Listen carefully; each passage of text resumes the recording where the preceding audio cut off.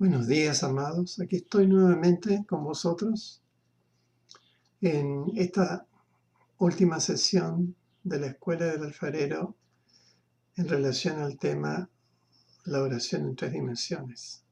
Pero esta vez abocándonos a todo el aspecto que tiene que ver con el acceso a las cortes celestiales. Todo lo que significa el enfrentarse a un juicio de Dios. Por lo tanto, creo que sería bueno hacer algún repaso de algunos principios. Estoy viendo la hora para no pasarme, pero seguramente procuraré ser puntual para que podáis orar, porque yo os voy a pedir que luego de recibir todos estos principios y aplicarlos a la realidad actual, podáis orar todos como grupo allí por la Iglesia Torrefuerte.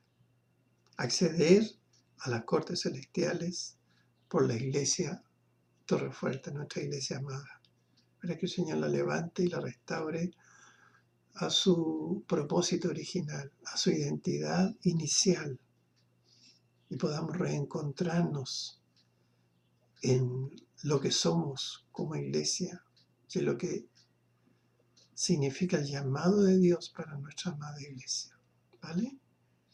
Bueno, digamos primero entonces, Padre bendito, entregamos estos minutos de comunión a pesar de la distancia geográfica, pero sí en la asociación espiritual que nos da tu Espíritu Santo para estar reunidos en esta mañana, en el nombre de Jesús.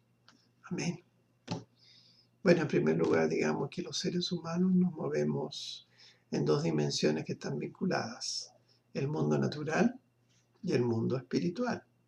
Por ser una realidad eterna, el mundo espiritual es trascendente, pues afecta, transforma, rige y estructura el mundo natural, el mundo físico.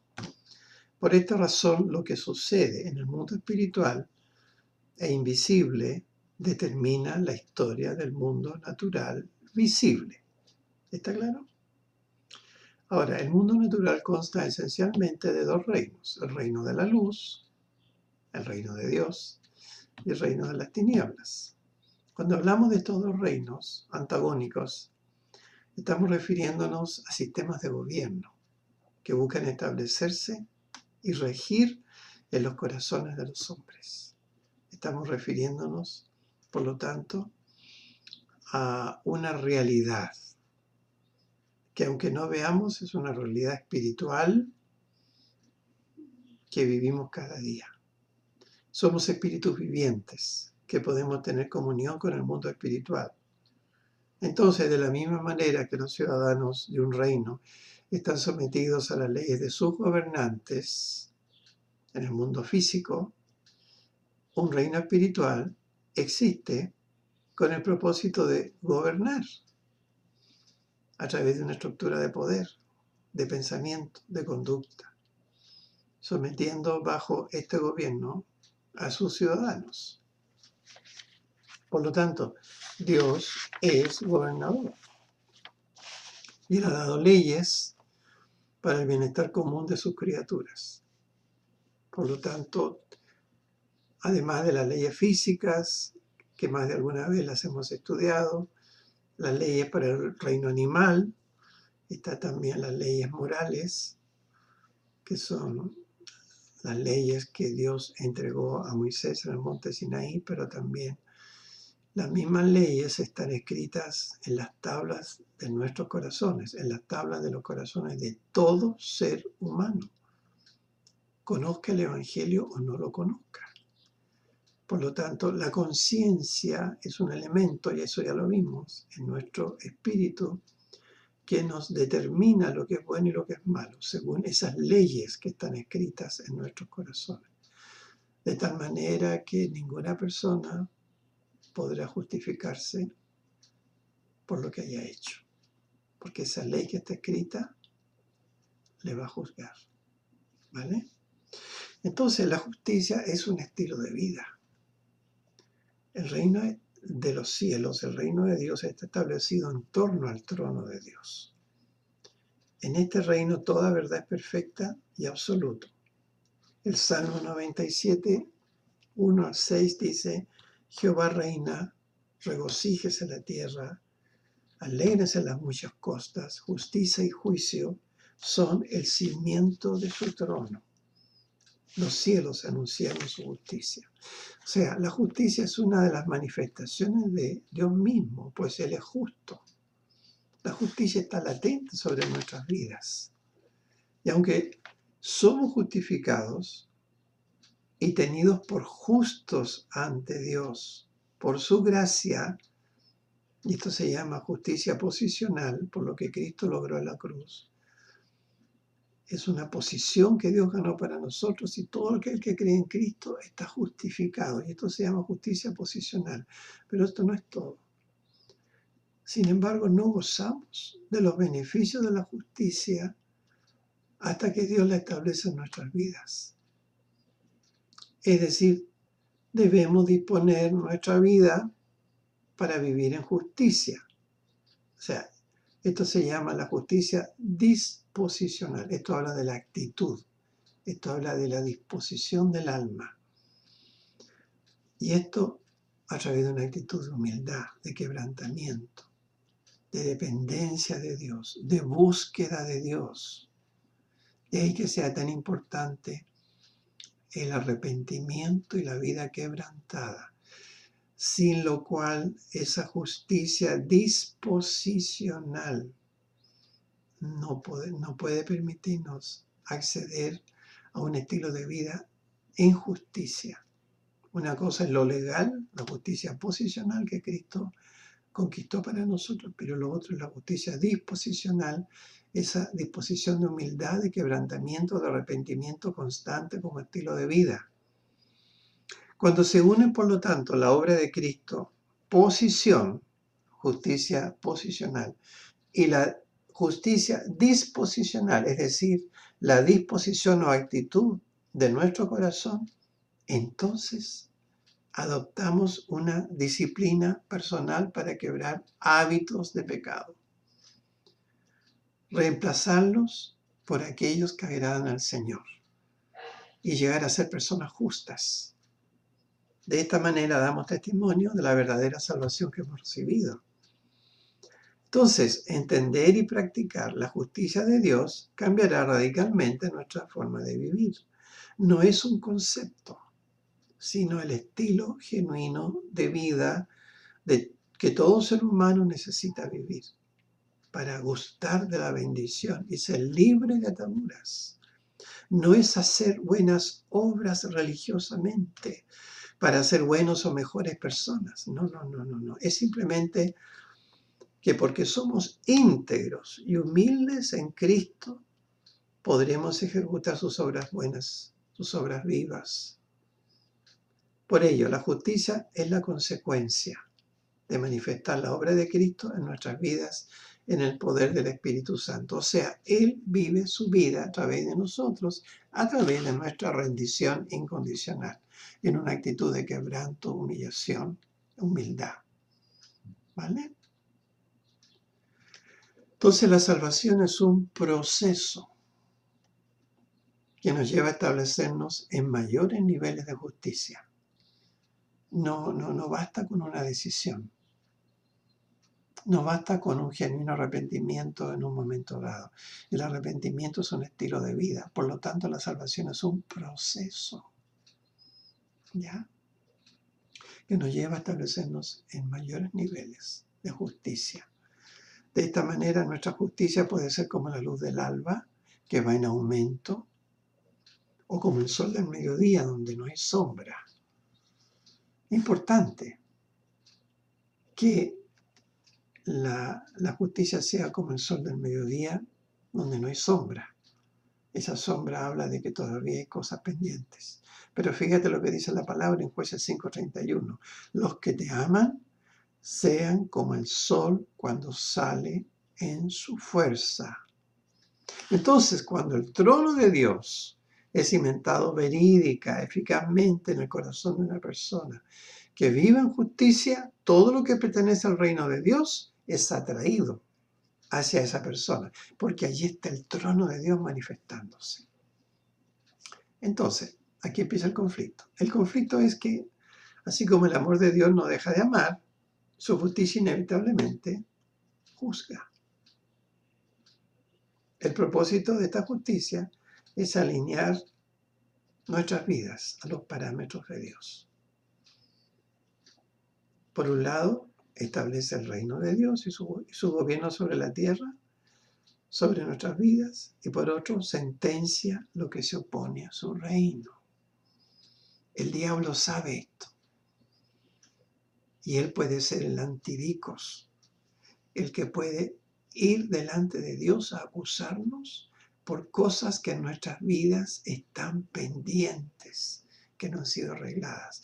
Él sabe que Dios no es un alcahuete y él en su integridad no podrá negar sus propias leyes.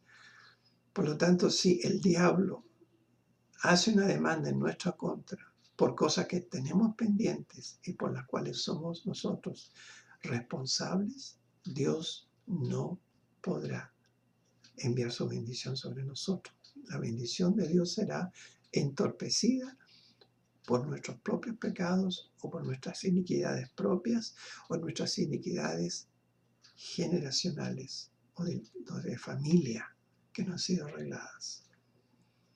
No podemos burlarnos de Dios. Todo lo que el hombre sembrare, eso segará, y el diablo lo sabe y lo usa para su propio beneficio, trayendo entorpecimiento en la bendición que Dios nos quiere dar. Voy a poner un caso, y creo que es un repaso para algunos. Entonces, por temor a religiosidad, hay un malentendido entre cristianos que tienen un concepto pagano de un Dios que tiene un látigo para castigarlos. Por lo tanto, hay un malentendido sobre lo que es el juicio de Dios. Esto puede llevarnos a justificar nuestros errores, no deseando enfrentarnos a la ira destructora de un Dios que viene a castigarnos despiadadamente. Sin embargo, cuando comenzamos a conocer a Dios, descubrimos que Él es bueno y todo lo que rodea su trono es maravilloso, que no hay nada horrible en el cielo y menos aún en el cimiento de su gobierno, que es justicia y juicio. Pongamos un ejemplo de cómo funciona la justicia y el juicio desde la perspectiva divina. Supongamos que recibes una notificación notarial de haber sido escogido heredero de una preciosa hacienda. El problema es que se halla en un territorio donde el testador tenía muchos enemigos. Por lo tanto, tú allí no serás bienvenido. Sin embargo, a pesar de todo, te animas a ir a conocer tu herencia. Cuando llegas al lugar, ves a varios rufianes saqueando la casa. Cuando ellos te ven, te cogen y te atan de manos y pies y te dicen, estas cuerdas son por lo que tus padres hicieron. Luego, mientras te golpean, otro te grita, esto es por lo que hizo tu abuelo. Después otro prende fuego a la casa y refunfuña, esto es por lo que mereces por tu propia maldad. Ante tan humillante trato, tú les recuerdas gritando que eres el dueño de la propiedad, que tienes autoridad para echarlos fuera y meterlos en la cárcel. Sin embargo, ellos te miran atado en el suelo, se mofan de ti y continúan su acción destructora. ¿Cómo se explica esto? Esto es lo que el enemigo hace con nosotros. Dios quiere bendecirnos, pero el enemigo entorpece esas bendiciones. ¿Cómo? A través de nuestras deudas que no hemos saldado, a través de aquellas cosas que no hemos restituido, a través de aquellos errores que nosotros ignoramos porque están en el subconsciente, que solo el Espíritu Santo puede revelarnos. Ahora, con respecto a este caso, sin duda tú eres el dueño de la casa, tú eres el dueño de la hacienda. pero tú no puedes disfrutar de ella, porque la injusticia y el mal te la han arrebatado para controlarla. Y es que la iniquidad de tus antepasados y de tu propio pecado te tienen atado, por lo cual no puedes mantener la autoridad y poder que posees legalmente. Entonces, ¿de qué vale que estemos justificados en Cristo a través de la justificación posicional? La justicia posicional. Estamos justificados en Cristo, pero en la práctica, en la práctica, nuestras iniquidades generacionales y personales nos impiden tener acceso a la plenitud de la bendición de la vida abundante. Entonces, de esta manera, sabedor de las leyes espirituales divinas, el diablo entra por la puerta que tú mismo le abres, a fin de robar, matar y destruir la bendición que Dios ha dispuesto para ti. Y que conste que eso es un versículo textual de Jesucristo en Juan 10:10. El ladrón no viene sino para matar, hurtar y destruir, mas yo os he dado vida abundante. La única solución para que obtengas la victoria final es ir a las cortes celestiales. Procurar que tu caso sea llevado a juicio. ¿Ya? Y para que eso ocurra, necesitas clamar en una disposición o actitud de humillación, de arrepentimiento, de quebrantamiento, pero usando 3 almas importantes. Y tú necesitas tenerlas en cuenta. En primer lugar, que la sangre de Cristo hable por ti y le dé a Dios el derecho legal de perdonarte. Tú sabes que el arma fundamental en este caso es la confesión de pecados. La palabra dice en Hechos 19, cuando Pablo predicó en Efesios, que la palabra fue predicada tan poderosamente que la gente venía dando cuenta de sus hechos. Y así prevalecía poderosamente la palabra del Señor. Entonces es muy importante. Es una confesión abierta. Eso no lo puedes evitar. Eso es un requisito sine qua non, indispensable, porque no podemos ignorar la sangre derramada por Cristo para la limpieza de tus pecados a través de la confesión, porque Dios es fiel y justo. Si confesamos nuestros pecados, Él precisamente nos limpiará y nos perdonará de toda maldad. Primer arma para presentarse en las cortes celestiales, que la sangre de Cristo hable por ti. En segundo lugar, que nuestro testimonio sea un testimonio de justicia que esté alineado a sus mandamientos, que hable a nuestro favor, que hayamos procurado la justicia, que nos hayamos puesto a cuenta, que hayamos restituido el daño y el agravio que hemos causado a otras personas. Tú te podrás justificar, pero sabes una cosa, la culpa del diablo que te acusa es un impedimento tremendo, porque el espíritu religioso de Satanás nos lleva a pensar de que son los otros los que fallaron, o que ya nosotros hicimos todo lo necesario. Pero si el Señor está hablando de perdonar 70 veces 7, a veces necesitamos ser perdonados 70 veces 7. Entonces nosotros no podemos creer que de una manera superficial nosotros venimos a una persona y le decimos, mira, esto suele pasar, yo me excedí y seguramente tú entiendes, por lo tanto aquí vengo a reconocerlo. Pero cuando tú vienes por una restitución de una ofensa, tú necesitas preguntarle a la persona y dejarla hablar. ¿Me puedes perdonar? ¿Hay algo que puedo hacer?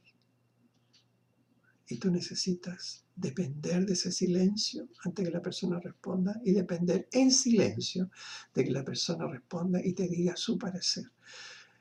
Luego, recuerda esto, por favor.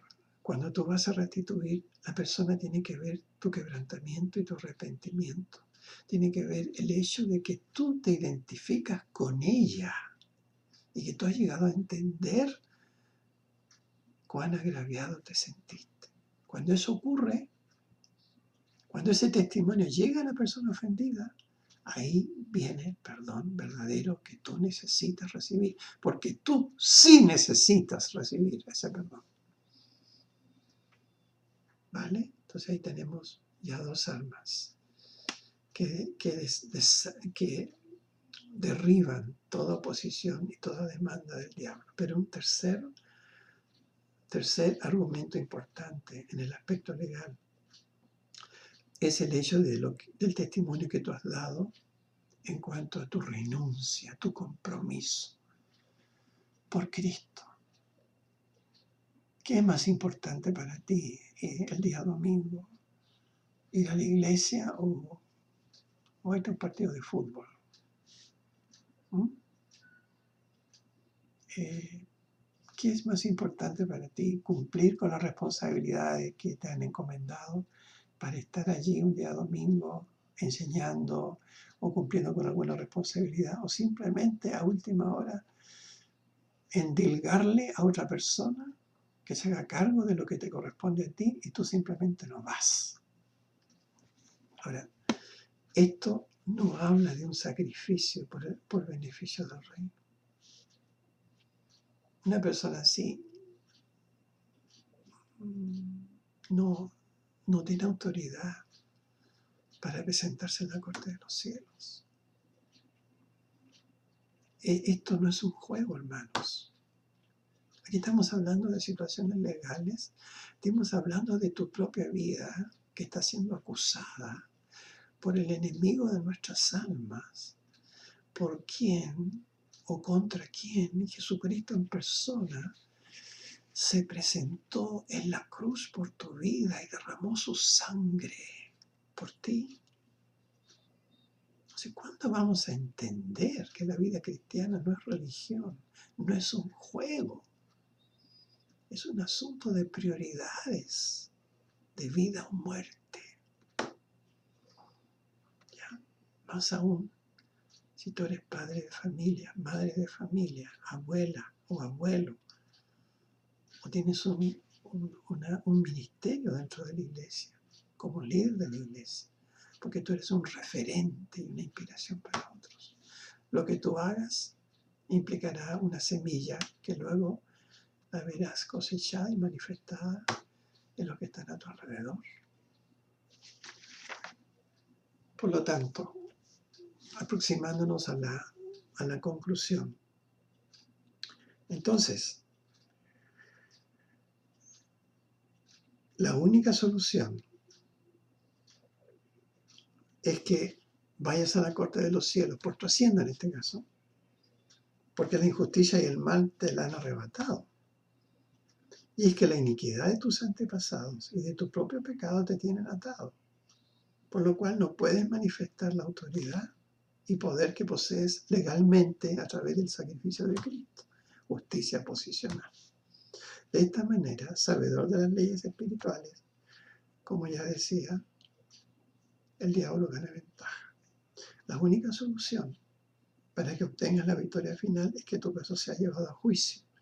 Y mientras el juicio no salga a tu favor, la justicia no lo puede defender. Todo juicio tiene un ganador y un perdedor. Las buenas nuevas son que en Cristo somos más que vencedores. Cuando cumplimos con esos 3 requisitos que yo te explicaba. Así que es hora de que la derrota del diablo se aprecie en nuestras vidas en toda su magnitud. Ahora, fíjate cómo David clamaba en el Salmo 7, versículos 6 al 9. porque seguramente él fue delante de la corte de los cielos porque él clamaba por los muchos enemigos que se habían levantado contra él. Levántate, oh Jehová, álzate en contra de la furia de mis angustiadores y despierta en favor mío el juicio que mandaste. Júzgame, oh Jehová, conforme a mi justicia y conforme a mi integridad. Júzgame conforme a mi justicia y a mi integridad. Fenezca ahora la maldad de los inicuos, mas establece tú al justo. Personalmente puedo contarles el testimonio de un pastor que fue injustamente acusado. Tenía en su iglesia a un diácono que quería ser anciano. Entonces, este diácono que quería ser anciano ya le había manifestado al pastor que su casa estaba en desorden porque su hijo mayor se había ido disgustado con él de la casa. Y en segundo lugar, esta misma persona, este diácono que trabajaba en una empresa, él había cometido un fraude en la empresa y no había solucionado la situación. Entonces le dijo al pastor, pastor, yo quiero ser anciano. Y el pastor le dijo, tú no puedes ser anciano porque tienes en deuda estas dos cosas. Si tú te arrepientes y restituyes, veremos cómo Dios nos guía para que esto pueda ocurrir, pero las funciones en el cuerpo de Cristo no son un estatus de importancia por los méritos que tú hayas podido hacer. Dios es justo y yo no puedo pasar por sobre la justicia de Dios. Este diácono reaccionó contra el pastor, levantó a la congregación en contra de él, echaron al pastor, cambiaron la llave de la puerta del templo para que el pastor no volviera a entrar, le quitaron los recursos que tenía, no le pagaron el sueldo aquel mes, le quitaron el coche que la iglesia había comprado para él. Y esta persona, el diácono, comenzó a contar su versión a todos los pastores de la ciudad. A todo esto la familia del pastor también fue perseguida, no se les permitía entrar a ninguna casa de los hermanos de la iglesia, estaban destinados a quedar en la calle, hasta que un hermano de la iglesia, en forma personal, les hizo una ofrenda para que ellos pudieran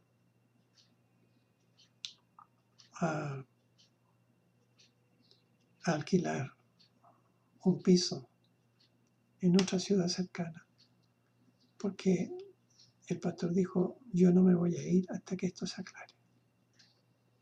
Pero sin embargo comenzó una verdadera pesadilla en que él y su familia vieron como todos sus amigos se volvían en contra.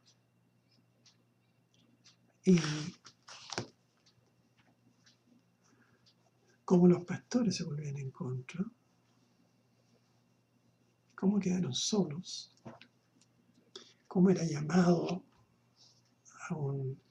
a un Sanedrín para ser juzgado, vituperado, acusado. Pero en el fondo no había hecho nada. Su único pecado había sido no permitirle a este diácono ser anciano, por las causas que ya he explicado. Pasaron 6 meses de pesadilla en que la familia pasó tremendas necesidades. Pero no bastando con eso, fueron por ellos para destruirlos de distintas maneras. Y el pastor se mantuvo allí y asistió a cada reunión a la que fue citado. Pero pasados 6 meses, exactamente un 1 de julio,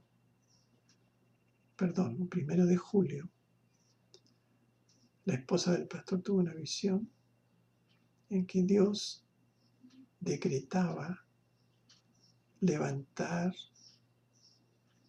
los velos o mantos de impiedad sobre ellos y que desde ese momento todo iba a cambiar. Había sido un veredicto, un fallo, pero había sido 6 meses de clamor de este pastor y su esposa junto a sus hijos. Desde ese momento todo empezó a cambiar y un día el pastor tuvo una visión en un sueño de noche y veía cómo el Señor llegaba a la iglesia que él había pastoreado, se sentaba a juzgar, llamaba a esta persona, a este diácono, lo juzgaba y decretaba culpabilidad sobre él. Al poco tiempo, una comisión de pastores llegó allí al lugar, llamó a este diácono, lo amonestó y este diácono se levantó y se llevó a 15 hermanos, el coche que era del pastor antiguo, el equipo de sonido y fundó su propia iglesia, la cual duró algunos años y que ya no existe. Por lo tanto, ¿cómo podemos nosotros evadir la justicia de Dios? Incluso siendo culpables, nosotros podemos procurar un juicio de Dios para que nuestra causa sea considerada. Pero tal como en Zacarías 3, cuando el sacerdote llega con vestiduras viles, porque su iniquidad está allí manifestada, él llega arrepentido, él llega quebrantado, y Jehová se levanta como su defensor, o mejor dicho, el ángel de Jehová, que es Jesucristo, y reprende a Satanás, y le dice que ese sacerdote es un tizón arrebatado del incendio. Bueno, tú y yo podemos llegar en esa condición delante de Dios, aún siendo culpables.